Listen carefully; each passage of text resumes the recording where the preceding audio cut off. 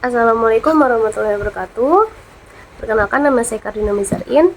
Saya dari jurusan Pendidikan Bahasa Inggris semester 5, dan di sini saya akan mempresentasikan sebuah materi tentang guru profesional sebagai komunikator dan fasilitator dalam mata kuliah profesi keguruan.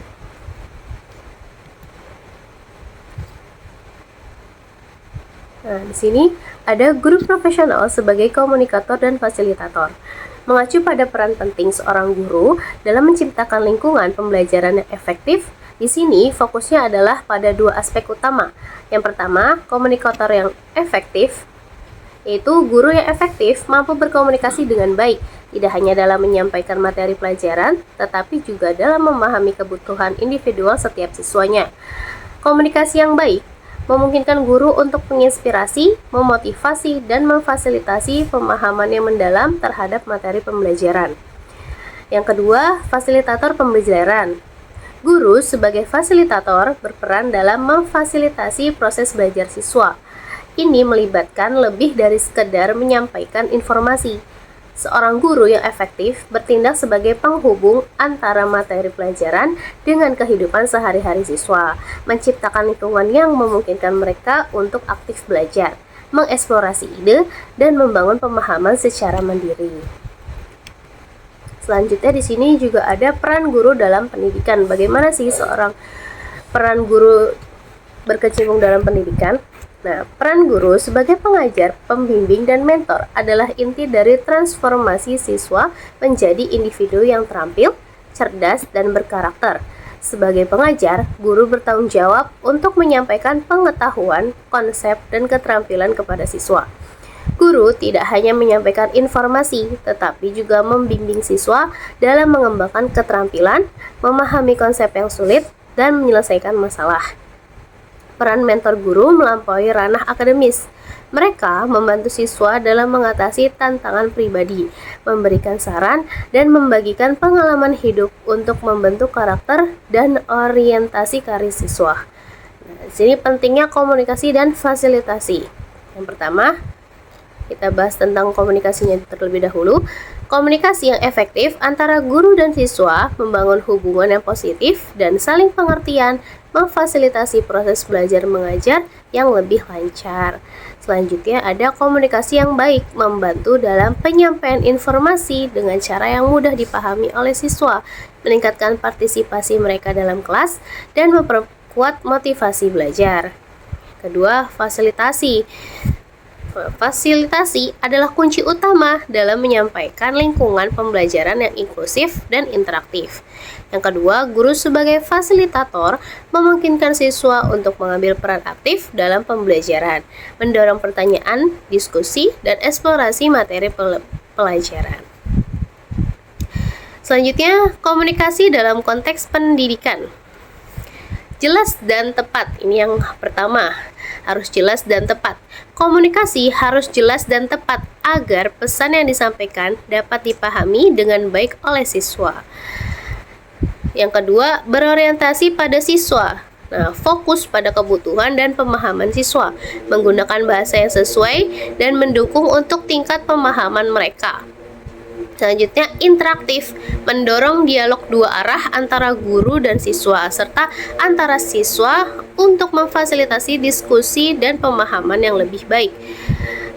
Selanjutnya, nonverbal yang mendukung, ekspresi wajah, gerakan tubuh, dan kontak mata yang tepat dapat meningkatkan pemahaman dan membantu dalam mengkomunikasi emosi dan ide-ide yang kompleks. Strategi komunikasi yang efektif antara guru dan siswa. Nah, di sini juga ada beberapa strategi komunikasi yang efektif untuk guru dan siswa, yaitu yang pertama, berbicara dengan jelas dan lambat, mengucapkan kata-kata dengan jelas dalam tempo yang tepat dan menggunakan intonasi yang mendukung pemahaman.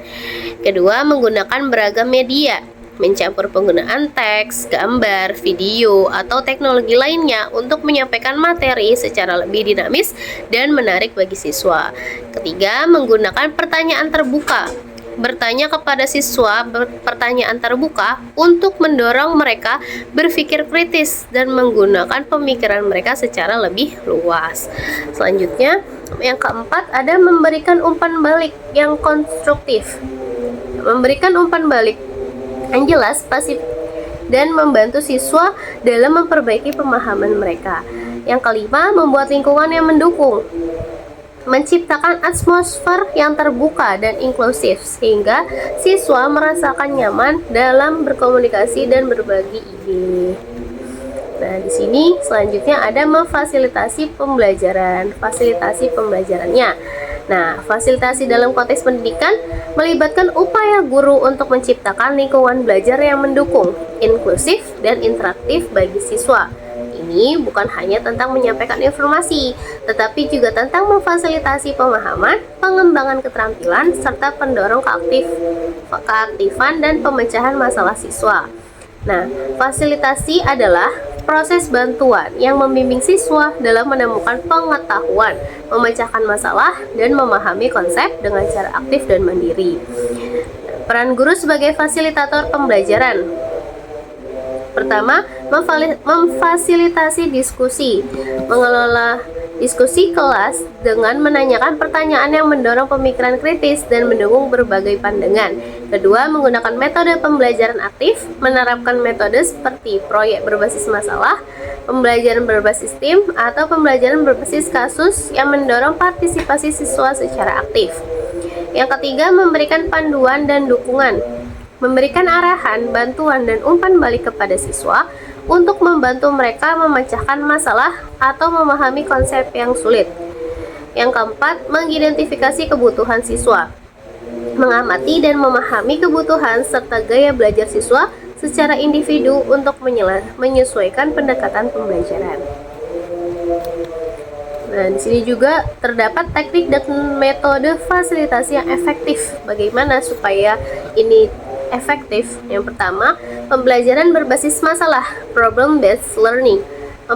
Memperkenalkan siswa pada masalah nyata yang memerlukan solusi dengan mendorong mereka untuk menemukan jawaban melalui penelitian dan kerjasama. Yang kedua, pembelajaran berbasis proyek, project-based learning. Ini menyajikan siswa dengan proyek konkret yang memerlukan pemecahan masalah, kreativitas, dan penerapan konsep yang dipelajari. Yang ketiga, pembelajaran kooperatif, cooperative learning. Ini mendorong kerjasama di antara siswa dalam kelompok untuk memecahkan masalah atau menyelesaikan tugas tertentu. Yang keempat, pembelajaran berbasis keterlibatan siswa, student-centered learning. Menempatkan siswa sebagai pusat pembelajaran dengan guru sebagai fasilitator yang mendukung kebutuhan dan minat siswa. Dengan menjadi fasilitator pembelajaran yang efektif, guru memungkinkan siswa untuk mengembangkan keterampilan kritis, pemecahan masalah, kerjasama, dan rasa tanggung jawab yang penting untuk kesuksesan di dalam dan di luar kelas. Sini juga terdapat hubungan antara komunikasi dan fasilitasi. Komunikasi yang baik adalah fondasi dari efektivitas fasilitasi dalam pembelajaran. Berikut beberapa cara di mana komunikasi yang baik mendukung peran fasilitator dan bagaimana komunikasi yang kuat dapat meningkatkan efektivitas fasilitasi pembelajaran. Komunikasi yang baik mendukung peran fasilitator. Yang pertama, pemahaman yang jelas. Komunikasi yang baik memungkinkan fasilitator atau guru untuk menyampaikan informasi dan tujuan pembelajaran dengan jelas kepada siswa. Yang kedua, menginspirasi dan memotivasi. Komunikasi yang kuat memungkinkan fasilitator untuk menginspirasi dan memotivasi siswa, mendorong partisipasi aktif dalam diskusi, dan memberikan kontribusi yang bermakna. Yang ketiga, menciptakan lingkungan inklusif. Komunikasi yang baik membantu fasilitator dalam menciptakan lingkungan yang inklusif, di mana siswa merasa nyaman berbagi ide, bertanya, dan studi kasus tentang komunikasi yang kuat meningkatkan efektivitas fasilitasi pembelajaran. Contoh, sesi diskusi terbuka. Skenario seorang guru mengadakan sesi diskusi terbuka tentang topik yang kompleks dalam pembelajaran fisika di kelas tinggi. Nah, di sini selanjutnya ada komunikasi yang kuat. Guru berkomunikasi dengan jelas, menggunakan bahasa yang sesuai dengan pemahaman siswa.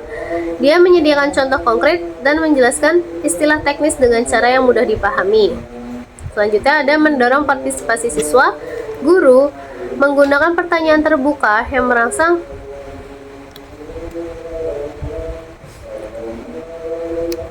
pemikiran kritis dan mendukung siswa dalam menyampaikan ide-ide mereka.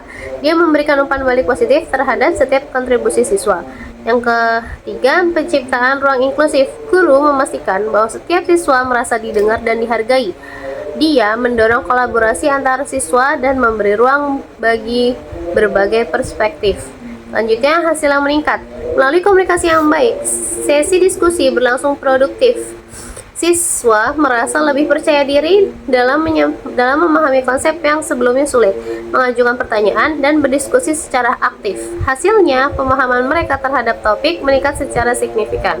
Studi kasus ini menggambarkan bagaimana komunikasi yang kuat dari seorang guru membantu memfasilitasi pembelajaran efektif. Melalui komunikasi yang baik, fasilitator mampu menciptakan lingkungan yang mendukung, mendorong partisipasi aktif, dan memperkuat pemahaman siswa terhadap materi pembelajaran. Sampai kepada kesimpulan. Kesimpulannya yaitu studi kasus menunjukkan bahwa komunikasi yang kuat dari seorang guru dapat meningkatkan efektivitas fasilitasi pembelajaran. Ketika komunikasi digunakan dengan baik, siswa merasa lebih termotivasi, percaya diri, dan mampu memahami konsep yang kompleks. Dengan menjadi guru yang baik dalam komunikasi dan fasilitasi, mereka dapat menciptakan pengalaman pembelajaran yang lebih bermakna bagi siswa, membantu mereka berkembang tidak hanya secara akademis, tetapi juga sebagai individu yang berpikiran kritis, kreatif, dan mandiri. Terima kasih atas perhatiannya. Sekian dari saya, kurang lebihnya saya mohon maaf. Assalamualaikum warahmatullahi wabarakatuh.